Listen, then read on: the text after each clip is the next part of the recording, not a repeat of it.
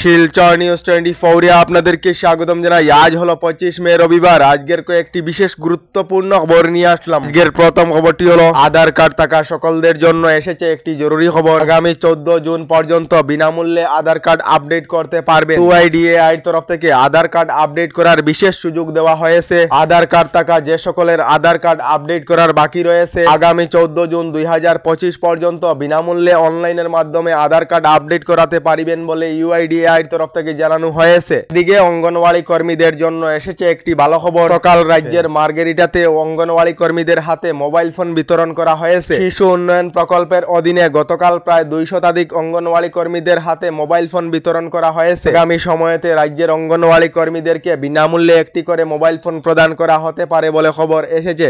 এদিকে জম্মু ও কাশ্মীরের পেহেলগাম কাণ্ডে নিহত হওয়া পরিবারদেরকে আসাম সরকার থেকে আর্থিক সাহায্য প্রদান করা হয়েছে। রাজ্যের শিক্ষামন্ত্রী রনোজ পেগুর হাতে নিহত হওয়া পরিবারদেরকে 3 লাখ টাকা করে আর্থিক সাহায্য প্রদান করা হয়েছে বলে খবর এসেছে। এদিকে কেন্দ্রীয় সরকারের নির্দেশের পর বাংলাদেশের বিরুদ্ধে আসামে অ্যাকশন আরম্ভ করা হয়েছে। বাংলাদেশের বিরুদ্ধে আসাম পুলিশ রাজ্য জুড়ে অভিযান চালিয়ে প্রথম দিনেই মোট 12 জন বাংলাদেশিকে আটক করেছে আসাম পুলিশ। এবার রাজ্যের কোনায় কোনায় বাংলাদেশের বিরুদ্ধে অভিযান চালাবে আসাম পুলিশ। কেন্দ্রের নির্দেশের পর বাংলাদেশের বিরুদ্ধে অ্যাকশন মূলেতে রয়েছে আসাম সরকার বলে খবর এসেছে। এদিকে এই মে মাসের ভিতরে চতুর্থ ঋণ নিতে চলেছে রাজ্য সরকার। আসাম সরকার 6 মেতে নিয়েছিল 900 কোটি টাকার ঋণ এবং 13 মেতে 500 কোটি টাকা এবং 20 মেতে 700 কোটি টাকা। এবার আগামী 27 মেতে আবার 500 কোটি টাকার ঋণ নেবে আসাম সরকার বলে খবর এসেছে। এদিকে বাংলাদেশের অন্তর্বর্তী সরকারের প্রধান উপদেষ্টা ডক্টর মোহাম্মদ ইউনুস আপাতত পদত্যাগ করছেন না। গতকাল শনিবার দীর্ঘ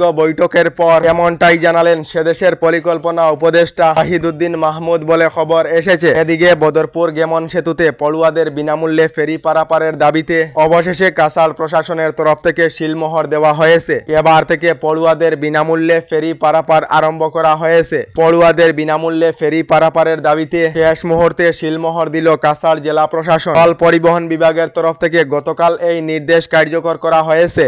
এদিকে আমেরিকাতে বিক্রি করিতে পারিবেন না ভারত তথা অন্য কোন স্থানেতে নির্মাণ করা আইফোন। আমেরিকাতে বিক্রি করা আইফোন আমেরিকাতে নির্মাণ করিতে হবে, অন্যথায় 25% ট্যাক্স দিতে হবে বলে ডোনাল্ড ট্রাম্পের তরফ থেকে জানানো হয়েছে। এদিকে ওয়াকফ সংশোধনী আইনের বিরুদ্ধে আজ দেশ জুড়ে ইসানি জঞ্জির হিউম্যান চেইন প্রটেস্টের ঘোষণা করেছেন আসাদুদ্দিন ওয়াইসি। আসাদুদ্দিন ওয়াইসির ঘোষণা অনুযায়ী আজ দুপুর 2টা থেকে 2টা 30 মিনিট পর্যন্ত দেশের বিভিন্ন প্রান্তে মানববন্ধন গঠন করা হবে। এই অনুষ্ঠানের জন্য রোডম্যাপ তৈরি করা হয়েছে এবং পাড়া মহল্লায় দায়িত্বশীল ব্যক্তিদেরকে মনোনীত করা হয়েছে। এটি পরিবারের পুরুষ ও মহিলারা এই মানববন্ধনটাকে অংশগ্রহণ করার জন্য জানিয়েছেন আসাদুদ্দিন ওয়াইসি। আসাদুদ্দিন ওয়াইসি জানিয়েছেন যদি কেহ এই মানববন্ধনটাকে অংশগ্রহণ করতে না পারে তাহলে নিজের ঘরের বাইরে হাতে হাত রেখে অংশগ্রহণ করুন। এদিকে কংগ্রেস নেতা রাহুল গান্ধীর বিরুদ্ধে জামিনবিহীন ওয়ারেন্ট জারি করা হয়েছে। আগামী 26 জুনেতে রাহুল গান্ধীকে সুশরীরে আদালতে হাজির হওয়ার নির্দেশ দেওয়া হয়েছে। 2018 সনের এক মন্তব্যের জন্য বিজেপি নেতা এজাহার দাখিল করেছিল। এই এজাহারের ভিত্তিতে ঝাড়খণ্ড এমপিএমএল আদালতের তরফ থেকে রাহুল গান্ধীকে নির্দেশ দেওয়া হয়েছে। রাহুল গান্ধীর বিরুদ্ধে জামিনবিহীন ওয়ারেন্ট জারি করা হয়েছে বলে খবর এসেছে। এদিকে যে সকলেরা নতুন সরকারি গড় লাভ করেননি তাদের জন্য এসেছে একটি ভালো খবর। নতুন করে আসামের জন্য 3,76,075টি সরকারি গড়ের অনুমোদন কেন্দ্রীয় সরকার থেকে দেওয়া হয়েছে। যে সকলেরা এখনো পর্যন্ত সরকারি গড় লাভ করেননি এবং কাঁচা ঘর রয়েছে এই সকলেরা শীঘ্রই সরকারি গড় লাভ করিবেন বলে খবর এসেছে। আপনারা সরকারি গড় লাভ করেছেন নাকি কমেন্টে নিশ্চয়ই জানাবেন। আমাদের ডেইলি খবরগুলি ভালো লাগলে আমাদের ভিডিওতে লাইক দিয়ে চ্যানেলটিকে সাবস্ক্রাইব করে নেবেন।